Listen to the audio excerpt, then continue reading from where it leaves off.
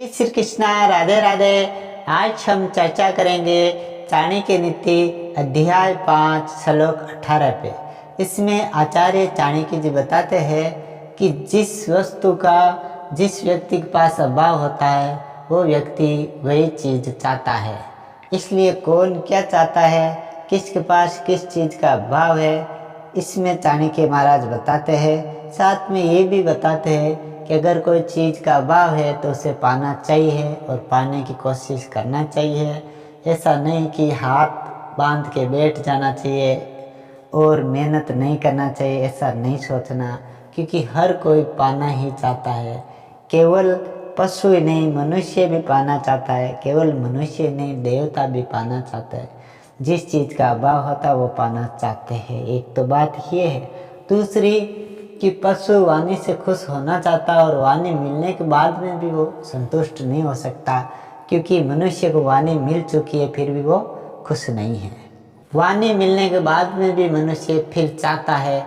मनुष्य क्या चाहता है? मनुष्य चाहता है स्वर्ग को, यानी कि स्वर्ग मिले हमें और हम ऊपर की ओर उठे। शास्त्रों में बताया गया स्वर्ग, नरक और मोक्ष, ये 3 बातें बताई है। इनको चाहते हैं मनुष्य, स्वर्ग चाहते हैं। देवता जो है वो स्वर्ग नहीं चाहते, वो चाहते हैं कि मोक्ष मिले।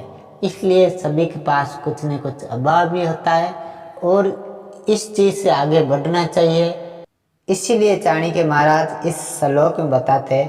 पहले संस्कृत का श्लोक बोलते फिर हिंदी अनुवाद करते हैं। ए धनाधनम मिचन्ति वाचं चेउ चतुष्पदा मानवा सर्गमिच्छन्ति मोक्षमिच्छन्ति देवता। निर्धन धन चाहते हैं, पशु वाणी चाहते हैं, मनुष्य स्वर्ग की इच्छा करते हैं और देवगण मोक्ष चाहते हैं। संसार में सभी प्राणी किसी न किसी अभाव से ग्रस्त रहते हैं। इस अभाव को मिटाने के लिए वे प्रयत्न करते हैं। प्राय जिस प्राणी के पास जिस वस्तु का अभाव होता है वे उसी को पाना चाहते हैं।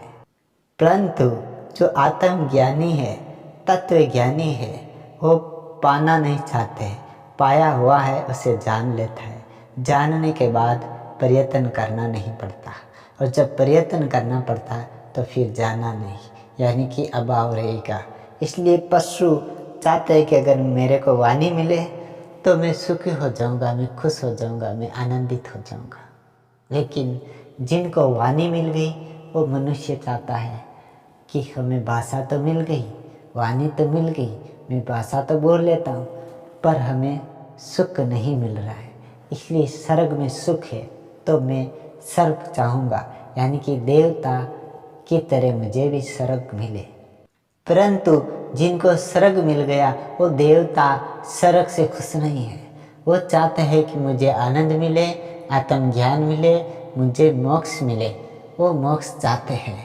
इसलिए सभी कुछ न कुछ चाहते हैं, लेकिन तत्वज्ञानी को पता चल जाता है कि मिला हुआ है, प्रयत्न करने की कोई ज़रूरत नहीं।